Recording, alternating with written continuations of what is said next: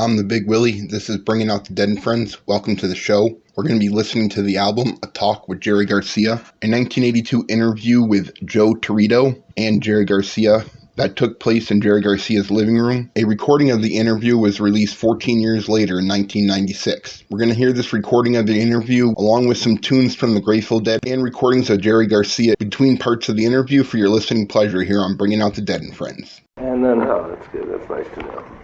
Well, this. You're a musician. This is the one when I met you, I brought over. It's the first one I ever did on the Dead, and the editor didn't have a picture, so he wrote this memo. I wrote him, and this memo was just bullshit hype. Me being new on the scene, trying to get him to print my story. And that's when I came over to see you because I was worried about that I'd blow your trust. Saying, it said your studio was on Front Street, and when you told me not to worry about it, I hit on you for an interview, and you said sure. That was a year and a half ago. And then what I got here is I just wrote down a bunch of questions so it wouldn't take too much time. Okay. And I don't know if this is necessary to say, but you don't want to answer, fine. If you want to pass, fine. Off the record, fine. Well, we'll talk about them as they come down. I mean, if there's any, okay. I usually don't have any problem with things. I mean, I haven't run into many that I wasn't willing to answer yet. One of my reasons for writing is the Fun Finder, IJ Fun Finder pays $25 a story. That's not the motivation. I beg your pardon, say that slowly. Oh, sorry. The IJ has a Saturday section, like the pink section. Oh, I see. It's called the Fun Finder. The Fun Finder. Yeah, and they pay $25 a story. Oh, I see. So hey. I have an interest in it, in that what I think of music and what I think should be get publicity and what shouldn't. Oh, I see. Okay, sure. Kind of like that. I did my next story next week will be on two little girls that sing in the area that, for my money, are as good as Linda Ronstadt, but in manner of management or right place at the right time, singing for pennies. Sure. So. Because the whole music business is all that stuff. It's luck and that, Well, being real good doesn't necessarily have anything to do with making it. No, it certainly doesn't. So while you were downstairs, Rock played me your album. Well, what you're hearing is not totally finished. I mean, I'm going to remix some of this stuff, and so it's you can get an idea of what the music is sort of like, but there's going to be some remixing done. Well, the impression I got is it wasn't a real rocker, but it's a paced, just like slightly faster than heartbeat pace. It moves. Yeah, I have never done one that was an out-and-out rocker. I don't think. I mean, my groove is really sort of kind of a walking groove. You know what I mean? It's like the walking bass kind of. Right. Most of my records, I think, are mostly that way. I've never put one out that is really a stampeding thing. You know what I mean? I don't think. I mean. Yeah. One question about your solo albums, though, is on your first one you had an electronic tune. Yeah. And then that was like 10 years ago. Since then, everybody's doing it. Talking Heads put out a real good one with Brian Eno, but you didn't seem to have pursued it after that. Did you drop it? Well, not as an idea. Well, let me put it this way: it isn't something I took up really. With that record, I had a certain approach in mind, especially for that side, the side that has the electronic stuff that you describe as electronic, though in reality it's not really electronic. It's really, you could describe it as audio collage, I think, more accurately. It's not really electronic, it's like paste up. I had something specific in mind there, you know what I mean? I had a concept, if you will, although I don't like the use of that word in relation to records that well, that is it. And in the absence of anything of that sort, I don't see electronic pieces as songs, you know what I mean? It isn't. I wouldn't feel comfortable about having an electronic tune in and amongst more conventional music. It's because it's really not a format that I'm totally comfortable with. You know what I mean? In reality, that record is a singular thing, as the way each of them are really, and it isn't that often that I get an idea which is like unified as sort of a beginning to ending, like a large piece. You know what I mean? Well, like for a small electronic piece, you have like, you don't like the word, but a concept in mind. Is that like to put the listener in a certain frame of mind? Yeah, sort of. And also an approach. I mean, when I say that, it also has to do with an approach. In other words, the way I'm going to go about making the record. Well, is it like it doesn't matter what instruments you use, it's the effect you want to have or the feeling you want to evoke? Yeah, the feeling I want to evoke is more close to the truth, although all those things are... See, the way I approached that record, that side, was that I wanted to play it through I wanted to perform it through beginning to end, that side. And what I did was sat down at the piano, and Bill sat down at the drums. He and I were the only musicians. And that side got performed, really, beginning to end. And a lot of the music on it is actually stuff that was composed after that. It was essentially improvised. We just played, and then everything else is built on that, So it was the way I wanted to do it, without having any idea of what I was gonna end up with, whether the approach was going to be successful, And that was my approach. That's what I went into the studio hoping to do. And actually, as far as it went, I ended up piecing some of it together, and some of it was actually performed as one continuous flow, But that was how the idea developed, and that was what yielded the results that you hear on the record. I mean, I don't know if I'm being clear, but well, you know what I mean? So you never started off going, well, I'll get the latest Octron and see what I can fuck around. I don't do things that way, The thing that I think is really neat on that album is the part where it's just you and Billy, and it's a long instrumental piece, and the chord changes are emotional, and you can play with spare leads, letting the chords, when they change, the note on the lead will have a different effect on you emotionally, and it works that way. Right. Well, that's right. Well, it's the personality. For me, every note has a personality. That's my ideal. You know what I mean? That every note has is before you. You know what I mean?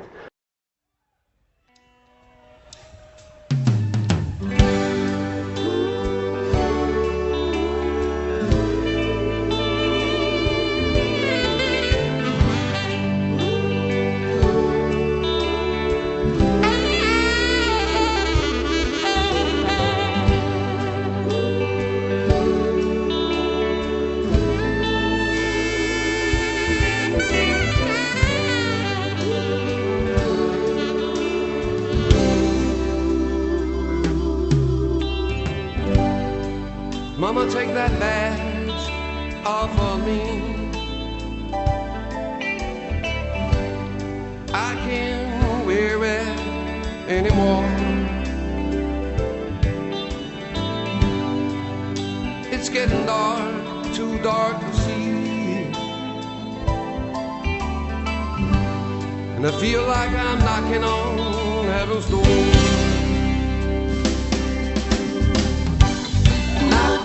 Knocking on heaven's door. Knocking on heaven's door.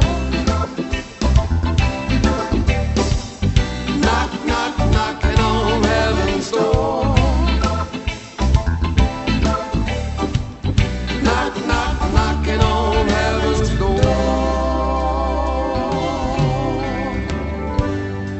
Mama, put my shotguns in the ground. I won't shoot them anymore. A long black cloud is coming down. People, I must be knocking on heaven's door. Knocking on heaven's door. Knocking on heaven's door. Knocking on heaven's door. Knocking on heaven's door.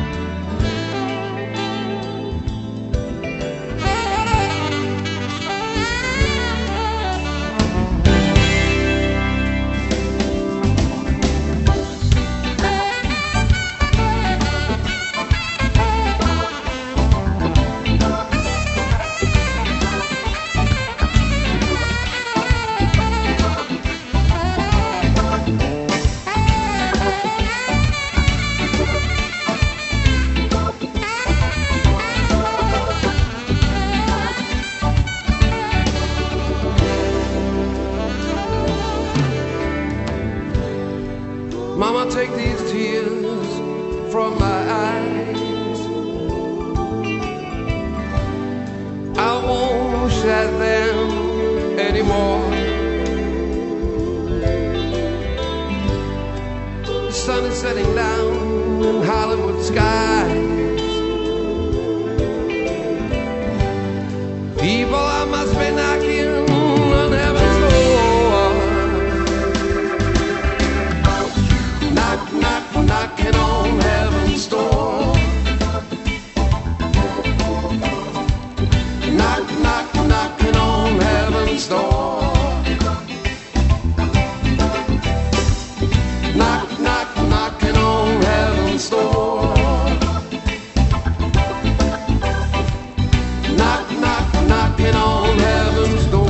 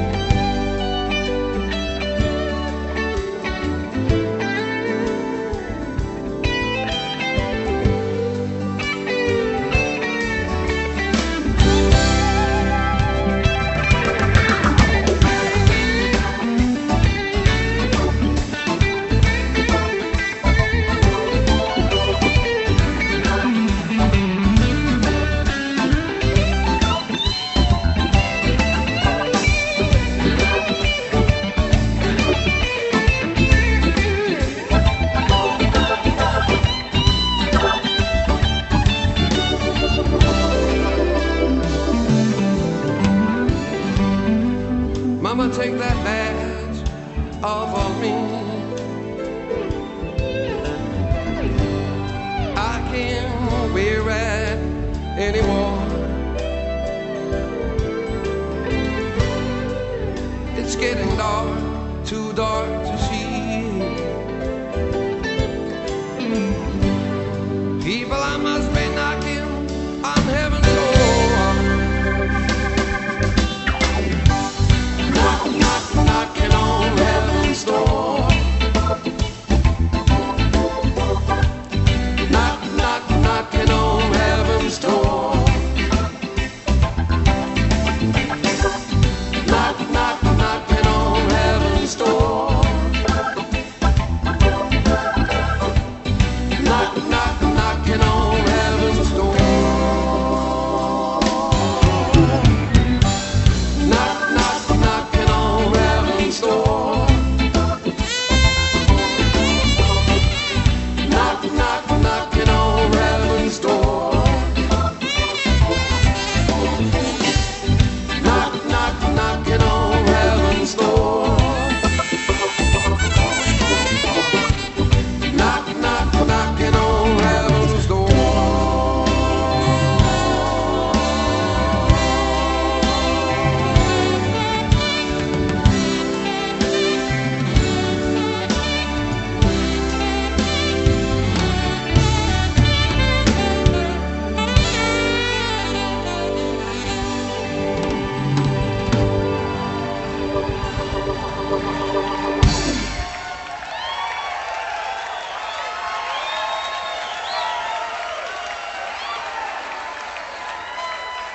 I'm the Big Willie hanging out with you here. I'm bringing out the Dead and Friends. We're listening to the album A Talk with Jerry Garcia, a 1982 interview with Joe Torito. We just heard the beginning part of the interview and a track by Jerry Garcia off his album Welcome to Our World. The track was Knocking on Heaven's Door. We're going to continue on with the interview. Got more tunes from the Grateful Dead and Jerry Garcia coming up, along with more of this interview for your listening pleasure.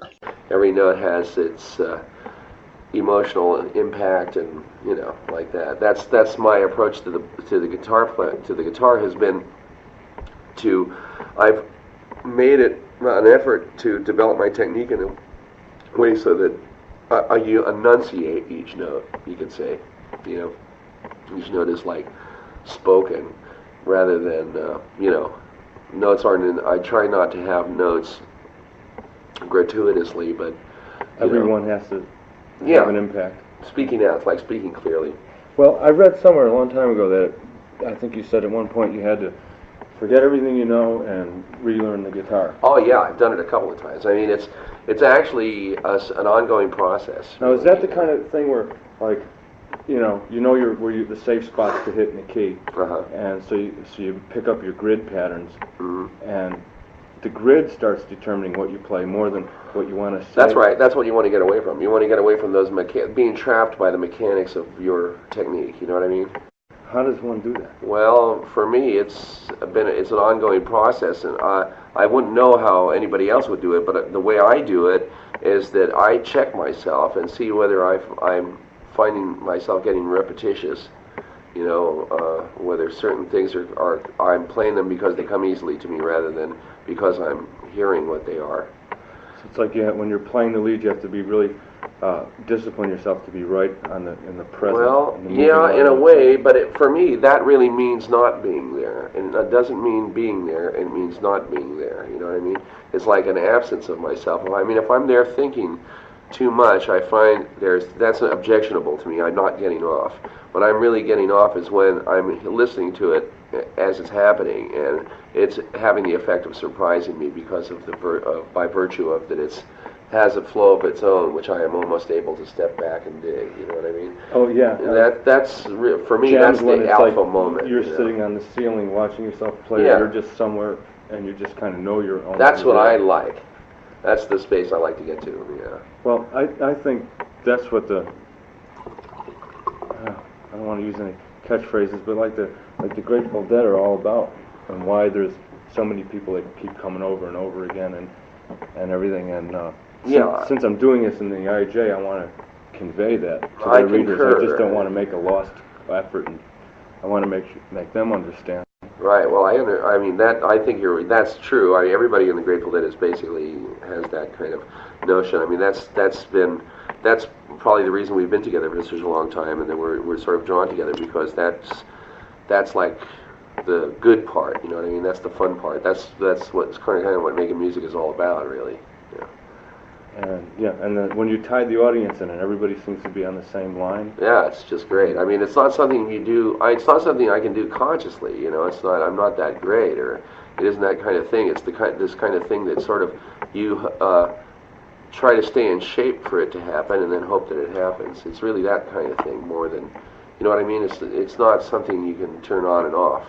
Well, it's like you decide to chance it, and like you just cast your line, and then see if it works. If it wasn't for that thing of deciding to chance it, you'd never know that could happen. And it really comes from that basically having faith in that thing of let's chance it. Then there's some phenomena that happens when it clicks. Everything's caught in like a whirlpool, and it's just then I guess it's the old phrase: the music plays the band. That's right.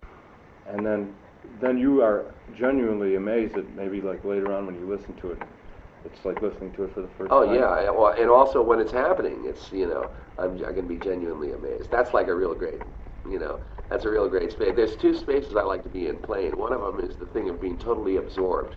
That is like, there are times when the music is when it's very hard to play.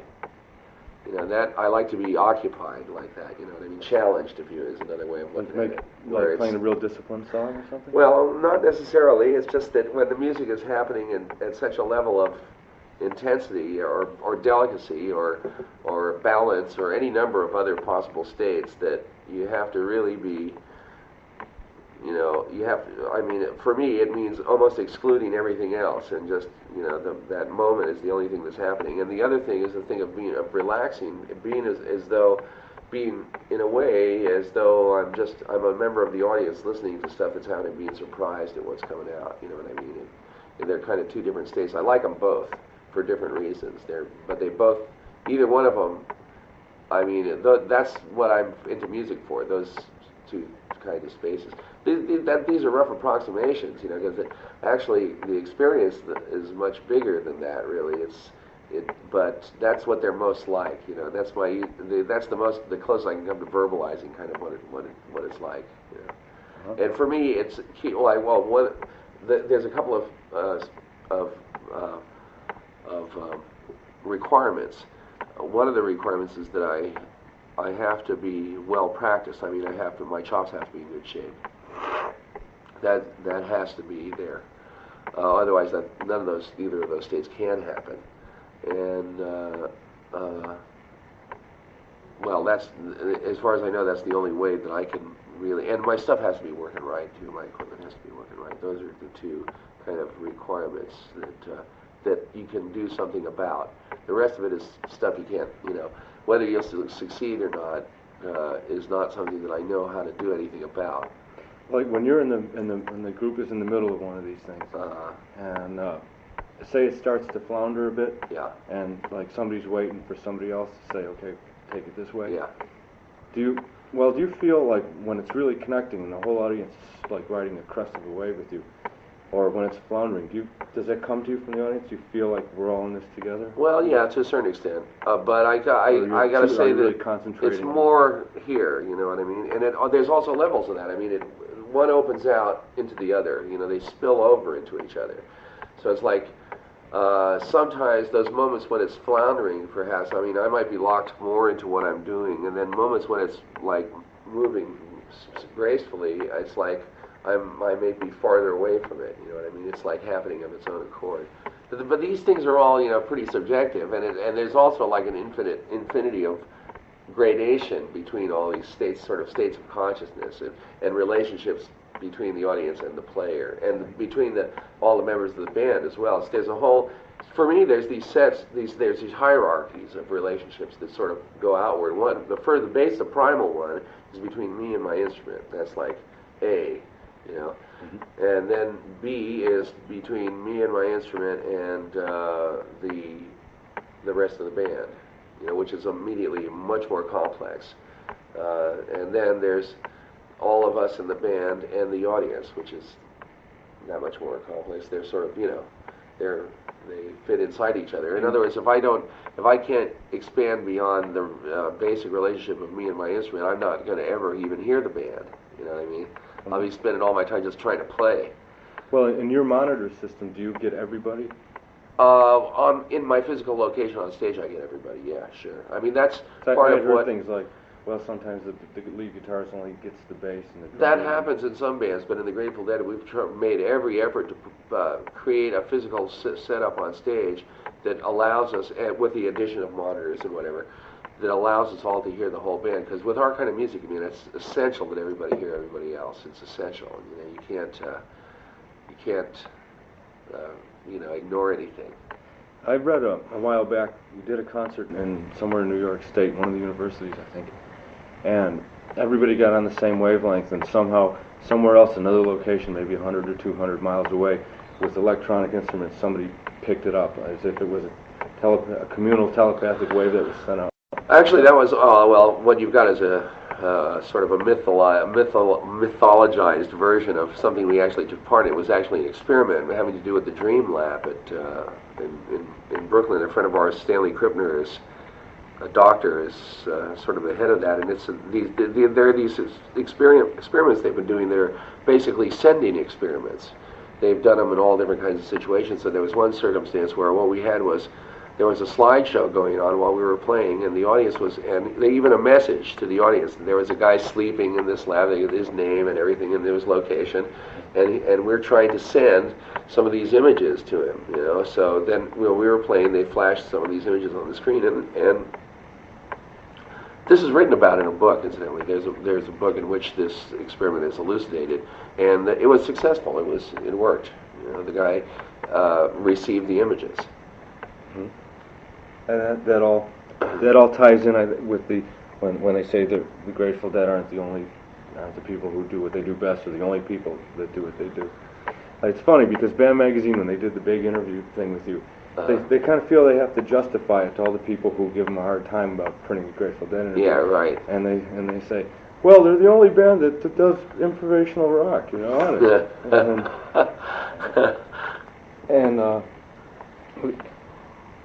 Well, my question was going to be, in your words, what is it that you do that you're the only people that do?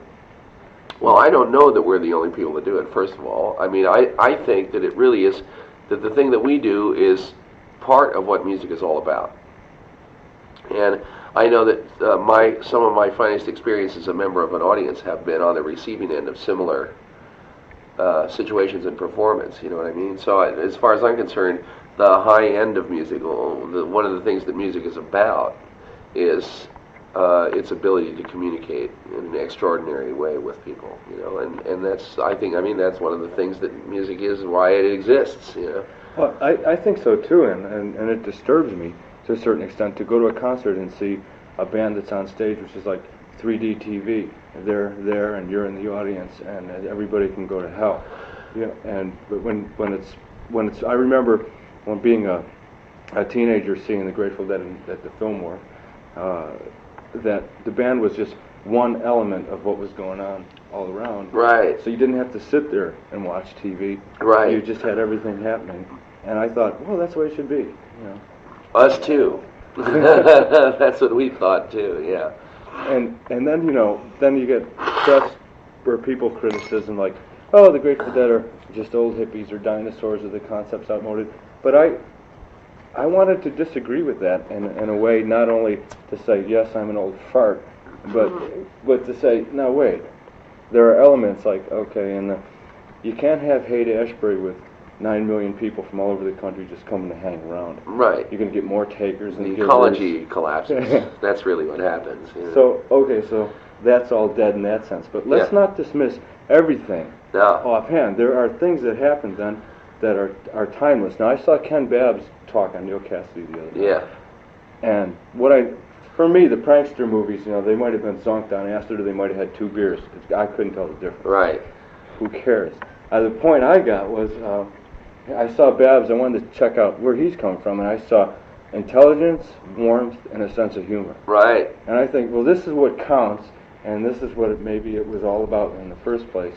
At least partly. I mean, that was a good part of it. Just the 60s. Well, that's the trouble with a lot of people didn't understand, like, the 60s as we experienced them, you know, were, I mean, they were, you know, they had a lot of intelligence and good humor. I mean, that was what it was about. What it was about, what for us was fun. You know, it wasn't about, I mean, it was about almost nothing but that, you know. And I mean fun with a capital F, you know. I mean, really fun, you know. The kind of fun that, like,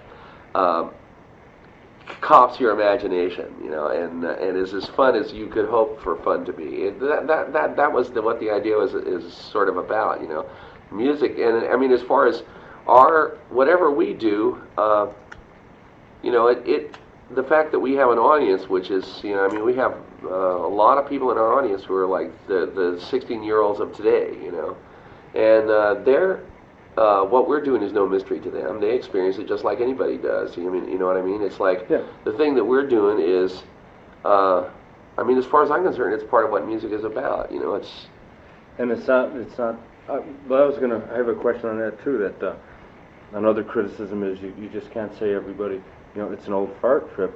The Grateful Dead attract young kids, new young kids all the time. Yeah. Who are digging it, not because they're morons, but because they're there for a reason. That's right. And so there are things. I never liked the whole 50s, 60s, 70s chunks. They're for one thing, it's an artificial, you know, to assume that anything happens in 10-year periods, you know. I mean, the 70s were kind of a snooze. Yeah, right. And I thought, oh shit. Now what's left for the 80s if we're going to slice it up? Does that mean we take the decades where there was actual spontaneous happenings and then we'll just rehash the whole fucking thing for 40 years or what? You know? Who knows? One would hope not, you know. Well, there's a guy in the city, John Bryan, that's put out a new underground paper have you seen, called San Francisco's Appeal to Reason. Oh, too much. I'd like to see it. Well, he's a really neat guy. That sounds good to me. Warren Hinkle did a story in the Chronicle on page 1. He said, oh, John Bryan never left the 60s. And I said, hey, John, you never left the 60s. He goes, I never left 1776, and I never left 1812 either. Right on. I like that. That's good stuff. And what he wants to do is he had Country Joe write a story on how it feels to be a single parent, and Paul Krasner does a column and all that. And some people are saying, oh, Christ, he's trying to dredge up this old shit. But maybe to a teeny bit extent that's true, because they reviewed Sly playing and doing half-assed jobs. Right. And but what I think what could come of that is maybe what they're doing is saying, well, we'll take off where it left off when it was still good, and we'll try to build upon it there. And make the world better. For a lot of, I mean, you know, as far as I'm concerned, we've continued, you know, basically along the same path. I mean, for us, there hasn't been a break between the 60s and now. We've been living in the same, our world has been the same world. Our reality, our continuity has been the same, you know what I mean? Pretty much. We know pretty much the same people, and the kind of things that happen to us, and the way things happen, it's not. Well, we can't expect things to change with the new car model here. No. No, I mean, and one of the things that hopefully, one of the things that we've always been trying to get at was what it is that makes humans human. What is it? We're looking for things that hold up, that stand up, or anything like that. That's always been part of what we've been doing, really. One of the things that holds up is your music, obviously, and the jams and stuff that people like. Yeah. And well, what I was going to ask you is, what else from that real creative weird period that has held up that's like still valid? What I see is, like I mentioned, intelligence and good sense of humor and fun and all that. Well, I mean, an awful lot of things have gone on to become like have grown up and left the house, so to speak. I mean, there were a lot of things that were ideas then and are realities now. I mean, all I would say that things like the preoccupation with physical health and that sort of stuff is all sort of rooted in the 60s. Holistic medicine, for example, you know what I mean? Oh yeah, I saw Rock's charts in the bathroom. Yeah. I'm taking a course on acupressure. Yeah, so all that kind of stuff. I mean, all those things are things that were being discussed and discovered and stuff like that. And the 60s was a period of furious synthesis, so to speak, and sort of psychedelic gathering of material. Bab said we won. Yeah, I believe that. I've always believed that. We won. I mean, the world is a different place than it was then. It's considerably looser. America is certainly different. But then you got the dark side too with Reagan and big budgets. That nobody ever said that was going to go out of existence. I mean, the world is still going along and basically believing the same lame shit that it believed in the 50s and the 40s and the 30s and the 20s and whatever. I mean, that's still where most of the energy is, and most people are still believing that bullshit, and most people are still going through relatively mechanical lives, and as long as they do that, they're going to end up with things that are no more rewarding than that flat reality out there, you know what I mean?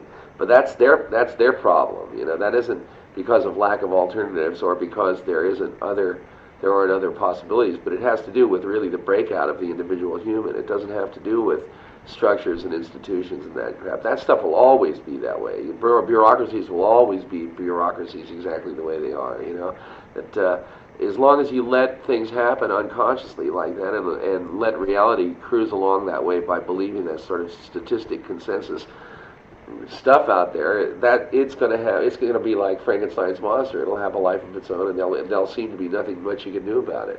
But really, the only breakout of that is an individual one. It's not something you can't free the people. You know what I mean? You can choose to suffer along with it or choose not to. Right, exactly. That's it.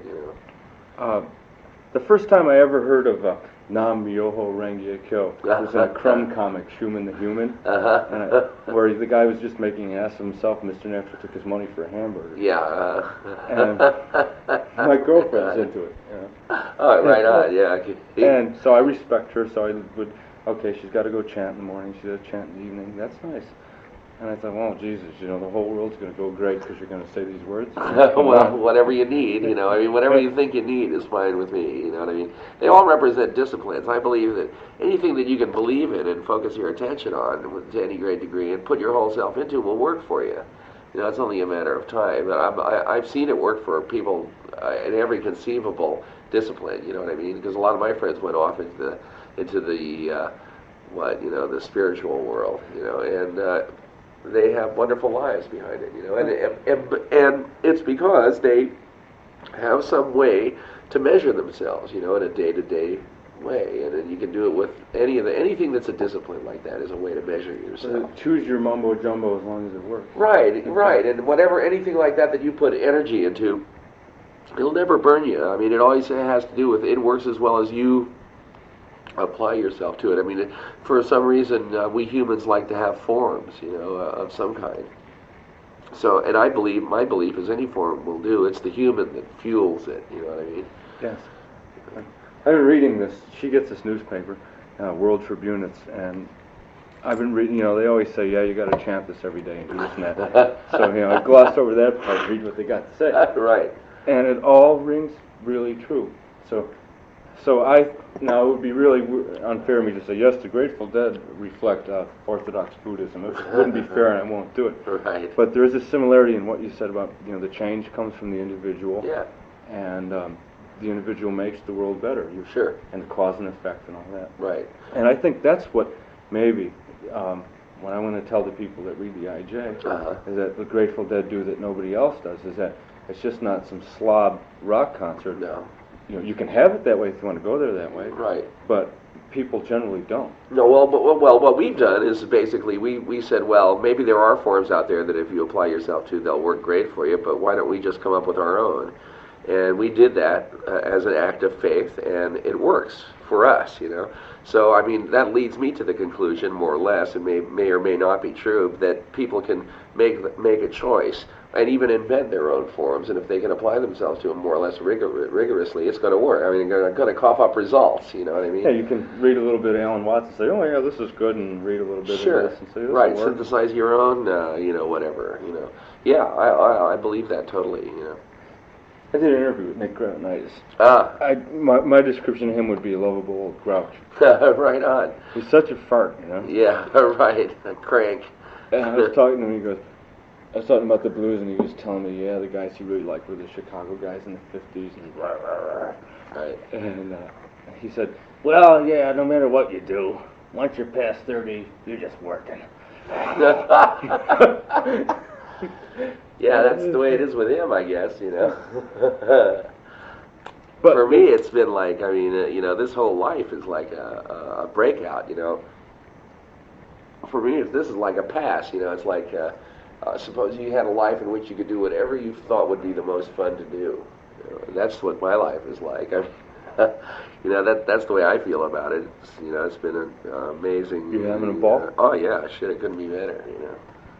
So how about the times like, nobody can have everything great all the time. Like, oh no. I read in an interview one time you got mad at Phil because you thought he was screwing up everything, but actually everybody who listened to it thought it was great. Yeah, even I did when I heard it. It was great. We even used it on a record.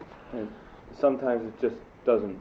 Well, you can be wrong. Yeah, you can be grouchy for the time. Sure, I've been wrong a lot. I mean, yeah, there's nothing wrong with that. I mean, you know what I mean? It's like that's part of what being human is, to be wrong occasionally and to be very wrong. That's right. If you're going to take chances, you got to expect to fuck up and fall down and fuck up sometimes. You know what I mean? And that's part of it. And I don't know if I would appreciate the successes if it weren't for the failures also, you know what I mean? Any other form of life, sometimes it just doesn't work and you gotta just eat it, right? Or there's times when you have to work, I mean, there's times, yeah, but all that is part of what life is, life is, part of what makes it enjoyable is whatever happens that surprises you, and hopefully life has the capacity to surprise you, and all that, you know, I mean, that's what, say you were the supreme being and there was no real reason for you to manifest life in the universe except for it to have the ability to surprise and delight you, for it to be something out of your direct control and something which you couldn't have a whole lot of knowledge about, you know, and that you couldn't predict. That's what you'd want, you know, that's what I'd want at any rate, and that, you know, that's part of the reason for sticking around to see the whole show, kind of, you know, like what's going to happen next, you know, God, how weird can the world get, you know, it's, all this stuff is part of that, you know, so it's, you wouldn't want to exclude any part of it for fear of missing some things, you know what I mean? Oh yeah, I do. Yeah. Especially the part about, you know, just, if not, to me, I would say, if nothing else, stick around to see what the next movie is. Right, what really. the hell? Exactly, right, exactly.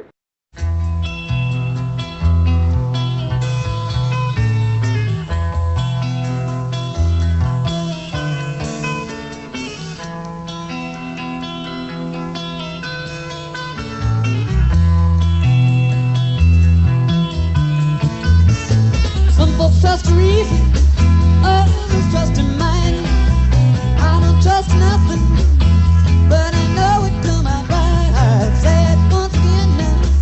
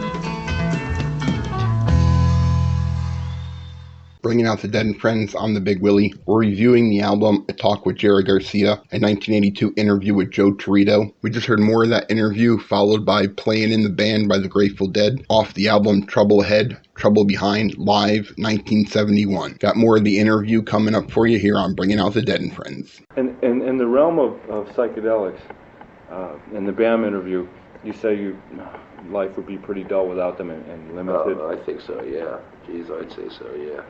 So, to me, the way I interpret that is, when you, like, I know a lot of people who take acid, really smart people who are really neat, and they'll take it to get high, just like some people would take anything, smoke grass or take a Valium, just for the fuck of it.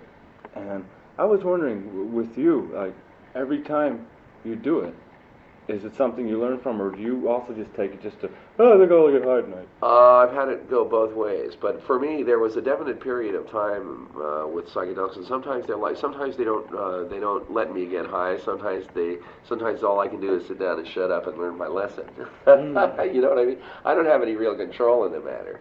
So it's like, for me, psychedelics have been both ways, but I would go, as far as I'm concerned, you don't need a reason to get high, you know what I mean? I am a person who's basically, I am into the concept of recreational drugs, you know what I mean? Drugs that just to get you high, and maybe you learn something, or maybe you don't, but that isn't what it's about necessarily, you know what I mean?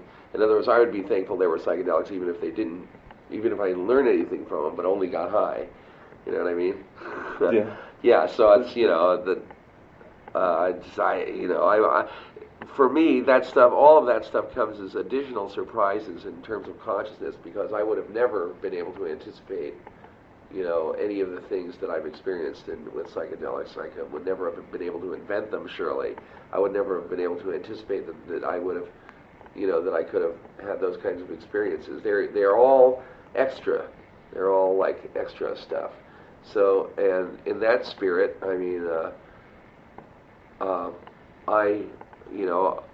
my feelings about that is, what you got to show me, Well, there's no pat answer. Right, there isn't any. Because I wouldn't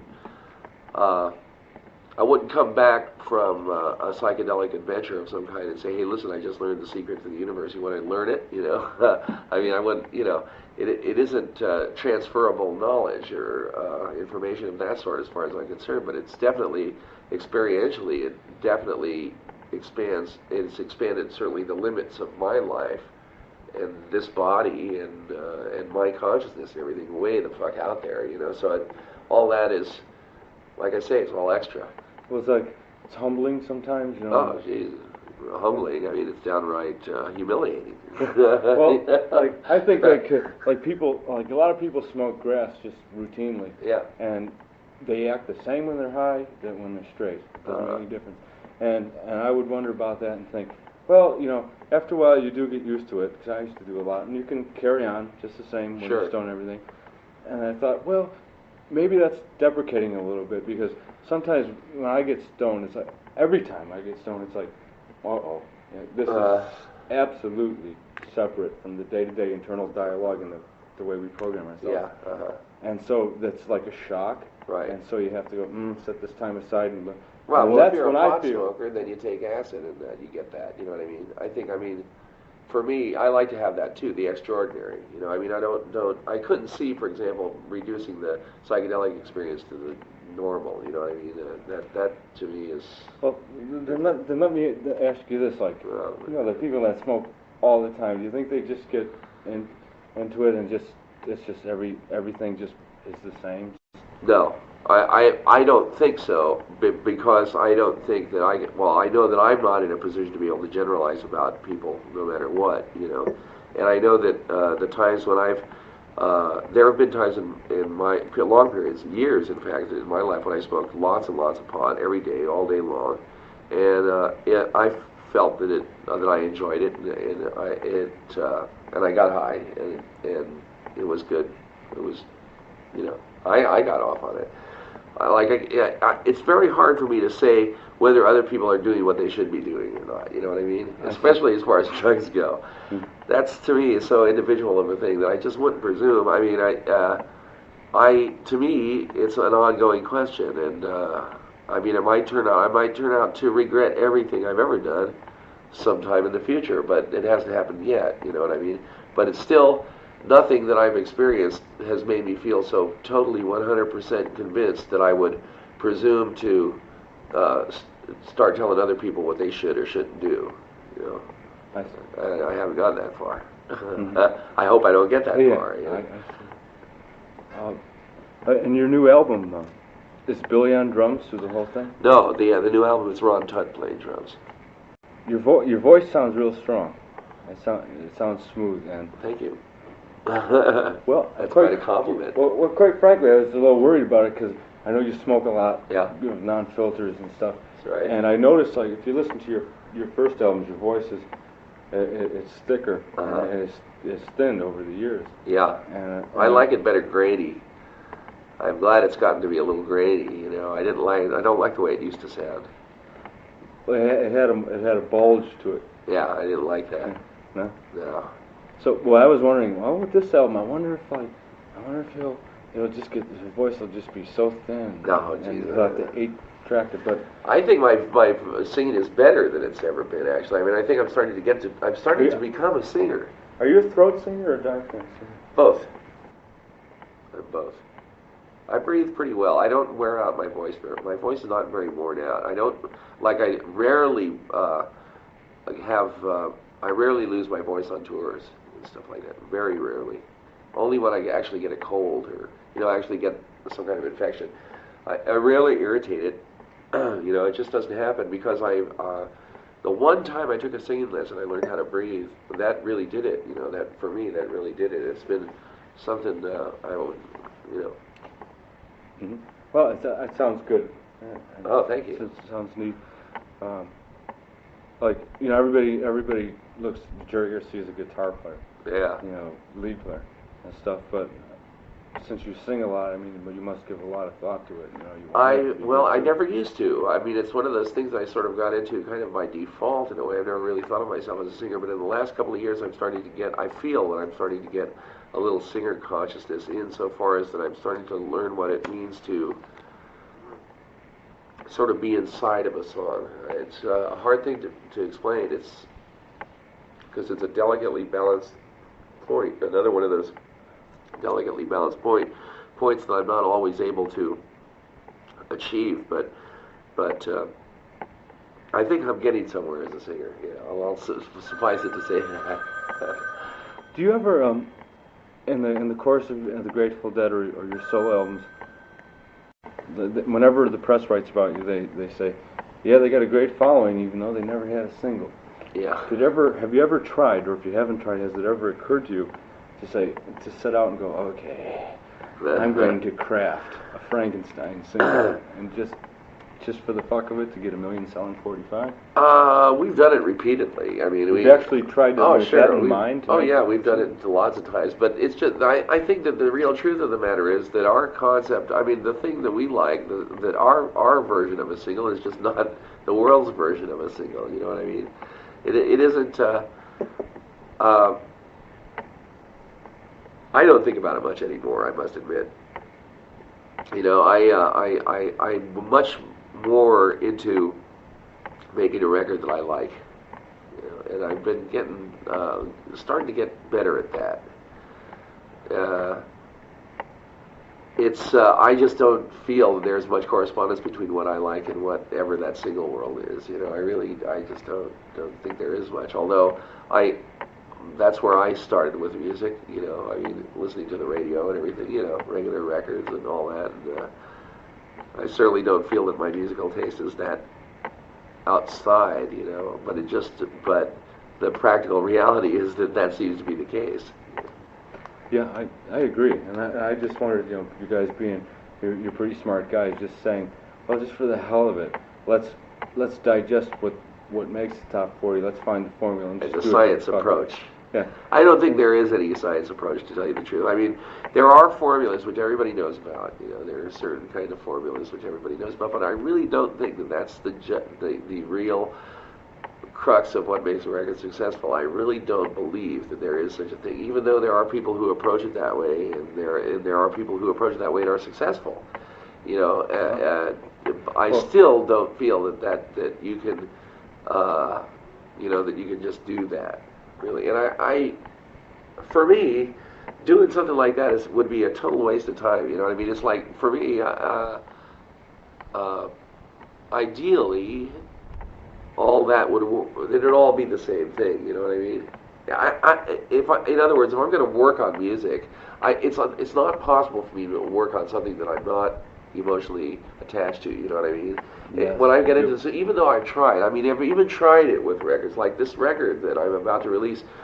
I had it in my mind, really, when I started this record, that, well, I'm just going to make a record and see, I'm not going to sweat over it, because I was very disappointed about the reception that Cats Under the Stars had, which was my favorite record that I ever made, really. I loved it. I really did. I really loved it. And, God, it didn't sell. I sold about 9 copies or something, And I said, oh, well, the hell with it, But as I started working on this record, I mean, I would listen to something and say, no, that is just not, it's not the way I want it. I mean, in spite of myself, I had to work on it until it was the way I wanted it, you know what I mean? And nothing will let me, my own temperament won't let me escape that thing. It just won't, and I've even tried, but I can't think that little of a piece of music, you know what I mean? I can't do it.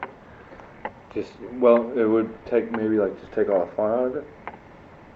You know how things can get to the headache point. But that is for me. That is the fun of it. You see what I mean? It's like I can't. I mean, my own aesthetics and my own sense of what's right and all that in the music is so overwhelming that I just can't get around it. You know what I mean? I mean, and I'm telling you the truth when I say that we have made it. I mean, some. Well, trucking comes to mind right off the top. That's super accessible. Yeah. And biographical sort of. And okay, this one might work. Yeah. And the only time I've seen Dead singles is if I go in a bar like Navi's in Fairfax. Right. I didn't know that was a single. Right. Right. No, we release them regularly, but they just never. They just aren't, they're not what the public wants at that moment in history, apparently. The Grateful Dead have this image of being I interviewed Betty Cantor Jackson, and I said, well, the typical media question, how does it feel to be the woman involved in the sound and the organization? I'm the Big Willey, hanging out with you. This is Bringing Out the Dead and Friends. We're listening to a 1982 interview with Jerry Garcia. We just heard Jerry say that his favorite album of all time was Cats Under the Stars. We're going to listen to the track Cats Under the Stars off that album now. The rest of the interview coming up after that. Hope you're enjoying the show, folks.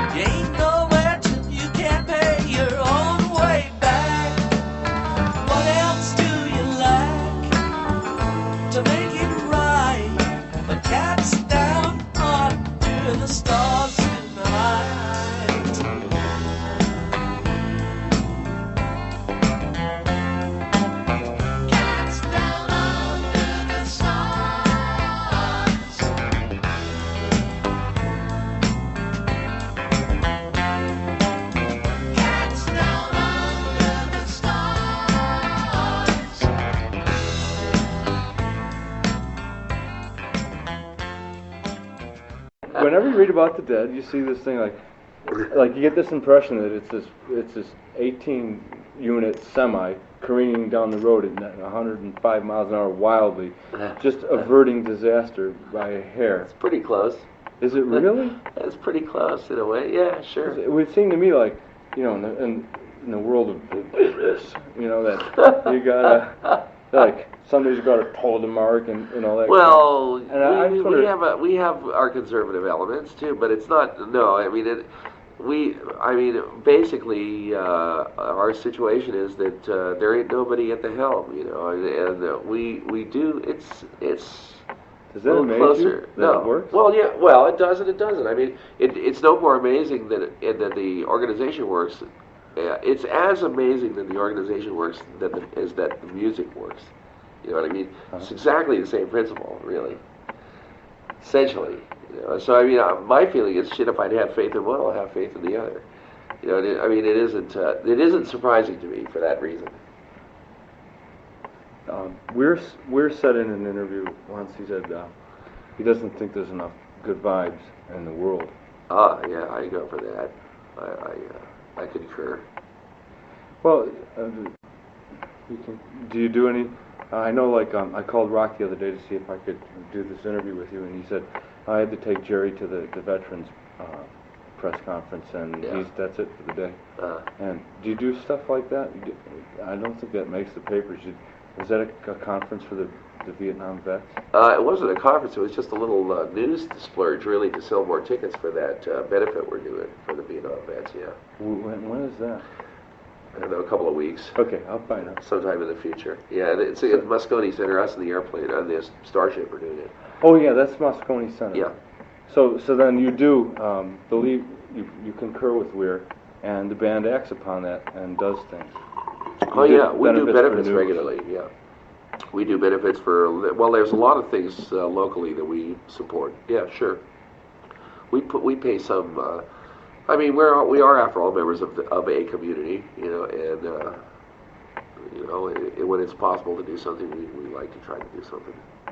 Do you guys? This is a superfluous question, perhaps at this point, but is there a plan for the band, for the next few years, like from anything from adding a new effect to the signal path, to doing some kind of new concert, to changing your sets structures or anything, or are you just going to kind of feel it out? And just well, we're in a place now that may lead us into new territory, but it's too soon to tell, you know. So I don't want to talk about it really. Okay. Is there anything that you'd like to add to the story? No. I don't have any questions about us. I know all there is to know about us. You know? I mean, you know, what can we know? No, I can't think of anything really. But I'll tell you what, if you take this stuff home and digest it and find that there's glaring oversights or omissions or something that you really meant to ask and forgot all about or something, give us a call and we'll set up another one. Oh, I appreciate that. Sure. I think this one's been really neat. What I will try to do, and what I had in mind beforehand, is DIJ Fun Finder comes out on Saturday. It's going to start coming out on Thursday, as in another week or two. Oh, I see. So they want the first month. That sort of makes sense, actually. They want the first month to be hot. So I thought we could start with you. Maybe I can digest this, and instead of having to compact it, maybe just run 3 stories in a row. Oh, that'd be fun. Yeah. And all that. And let's just tape record off this. It's J.J. Cale, I think. I saw him play in Petaluma at the Phoenix. And the next night, I have a friend from England, and he took the picture of us and Dan. He's a really neat guy, and he likes J.J. also. He turned me on it. He produced Pink Floyd concerts when they were nothing in Cambridge University. Oh, I see. Yeah. He's 35, and I just really love him. And then we went to see J.J. Cale at the place on the Stone on Broadway. Yeah. And then the Phoenix, everything was wonderful, and Cale just cut loose with his leads, and we were going home bog. And then at the Stone, we're singing like this, and it was a big bummer. And Cale will do no interviews at all. Right, yeah, that's what I understand. And like, it took me a long time to get this one with you. And then when I was listening to your record, you know, Rock's on the phone, and it seems like, can you go out to a concert? Can you go out at all without? Yeah. Do you do it? Sometimes. Yeah. I wondered about that, if it'd be like, you can't just get high and go out and Usually dig I'm something working. without being hit. It is usually hangs me up more than, say, the public, you know what I mean? Because well, for one thing, I usually go out with a friend or friends or whatever, and I haven't really had, to tell you the truth, people don't constantly throw it in my face, you know what I mean? I don't feel I have to guard myself a whole lot. I wondered about that, as like the analogy of you as like the dilithium crystals in the Starship Enterprise engine, or the Rolling Stone once said, they have to keep Garcia in a protective bubble. That's true. You're not cramped. No, not yet. Great. Okay. Thank you. Thank you. Yeah, take it easy. Okay, and if I have those glaring emissions, I'll certainly come around. Yeah, do it. Okay. Okay, take care of yourself, man. Okay, man. Bye. Bye. I'm the Big Willie. This is Bringing Out the Dead and Friends. We just finished up listening to a talk with Jerry Garcia, a 1982 interview with Joe Torito. Hope you enjoyed it. Got more tunes coming up for you on Bringing Out the Dead and Friends. Thanks for tuning in. Thanks for listening.